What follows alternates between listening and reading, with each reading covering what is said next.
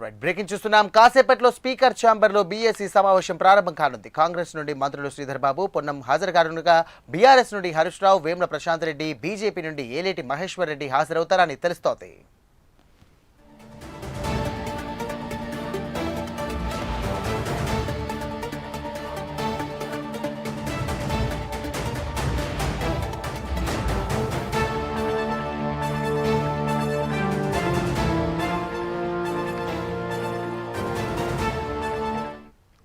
ఇదే అంశానికి సంబంధించి మరిన్ని డీటెయిల్స్ మా కరెస్పాండెంట్ అజీం సిద్ధంగా ఉన్నారు. అజీం, చెప్పండి.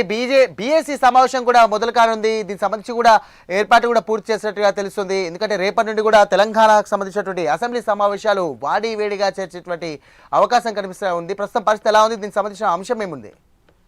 కొద్దిసేపటి క్రితమే స్పీకర్ ఛాంబర్ లో బీఎస్సీ సమావేశం ప్రారంభమైంది. బీఎస్సీ సమావేశంలో కాంగ్రెస్ పార్టీ తరఫు నుంచి ఎల్ఏ మినిస్టర్ ఉన్నటువంటి శ్రీధర్ బాబు, మంత్రి పొన్నం ప్రభాకర్, అలాగే అటు బీఆర్ఎస్ పార్టీ నుంచి మాజీ మంత్రులు ఉన్నటువంటి హరీష్ రావు, వేముల ప్రశాంత్ రెడ్డి, బీజేపీ నుంచి ఏలేటి మహేశ్వర్ రెడ్డి, అలాగే ఎంఐఎం సిపిఐ పార్టీకి సంబంధించినటువంటి నేతలు కూడా ఏదైతే బీఎస్సీ సమావేశంలో పాల్గొన్నారు. అయితే బీఎస్సీ సమావేశంలో సభ ఎన్ని రోజులు నిర్వహించాలి, ఏ అంశాలపై నిర్వహించాలి, ప్రధానమైనటువంటి అంశాలు ఏంటి, నిర్వహిస్తే క్వశ్చన్ అవర్, 0 అవర్ నిర్వహించాలా, లేకపోతే నిర్వహించాల్సిన అవసరం లేదా, నేరుగా చర్చలోకి వెళ్ళాలా అనే ఇలాంటి అంశాలపై ఏదైతే చర్చ జరుగుతున్నట్టు మనకు తెలుస్తుంది. అయితే మనకున్న సమాచారం మేరకు ఏదైతే బిజినెస్ అడ్వైజరీ కమిటీ అంటారు, సో ఈ కమిటీ ఎన్ని రోజులు నిర్వహిస్తే అన్ని రోజులు మాత్రం సభ జరుగుతుంది. సో బుధవారం వరకు ఏదైతే అసెంబ్లీ సమావేశాలు నిర్వహించాలని చెప్పి కూడా ఏదైతే బీఎస్సీలో సభ్యులు చర్చిస్తున్నట్టు మనకు తెలుస్తుంది. ఎందుకంటే వినాయక నిమజ్జనం ఉన్నందున, ఎందుకంటే 7వ రోజు నుంచి కూడా వినాయకుల నిమజ్జనం కంటిన్యూస్ గా జరుగుతుంటుంది. అటు నియోజకవర్గాల్లో ఎమ్మెల్యేలు కూడా వినాయక పూజల్లో పాల్గొనేటువంటి అవకాశం ఉంటుంది, నిమజ్జనాల్లో పాల్గొనేటువంటి అవకాశం ఉంటుంది. కనుక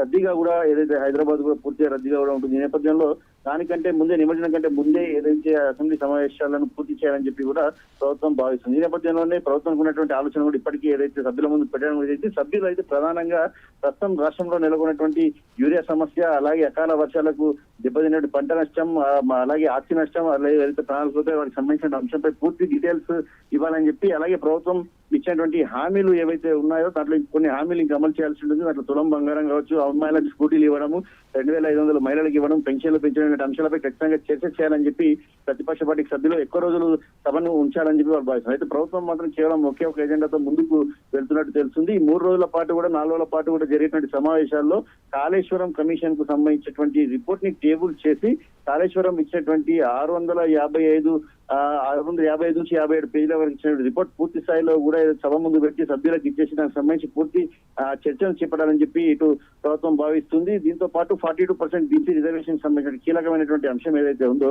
ఆ అంశంపై కూడా ఏదైతే సభలో చర్చించాలని చెప్పి ప్రభుత్వం భావిస్తుంది. ఈ రెండింటి మీదకే సభ ఒకవేళ చర్చ అంటే మొదట 1 అవర్ క్వశ్చన్ అవర్, తర్వాత హాఫ్ అన్ అవర్ 0 అవర్ నిర్వహించిన, దాని తర్వాత సభ ప్రారంభించిన సుమారు 7-8 గంటలు నచ్చేటువంటి అవకాశం ఉంటుంది. కాబట్టి 3 రోజుల్లో ఈ సమావేశాలతో పాటు యూరియా కొరత పైన, అలాగే అకాల వర్షాలకు సంబంధించిన అంశం పైన చర్చ చేస్తే సరిపోతుంది. ఇప్పుడున్న పరిస్థితుల్లో ఉన్నటువంటి ప్రధానమైన అంశాలు ఇవే అని చెప్పి ప్రభుత్వం ఒకవైపు సభ్యులకు చెప్తున్నట్టు కూడా తెలుస్తుంది. మరి ఎన్ని రోజులు సభ నిర్వహించాలంటే టైమింగ్స్ ఎలా నిర్వహిస్తారు, మరి దాంట్లో ఉన్నటువంటి ప్రొసీడింగ్స్ లో ఉన్నటువంటి క్వశ్చన్ అవర్, 0 అవర్ ని నిర్వహిస్తారా, లేదంటే అవి తీసేసి కేవలం నేరుగా చర్చకు వెళ్ళిపోతారా, దాంట్లో మండలి సమావేశాలు ఎన్ని రోజులు నిర్వహిస్తారనే మాత్రం మరికొద్ది సేపట్లో మనకు తెలిసేటువంటి అవకాశం ఉంటుంది. Sir right, thank you Azeem.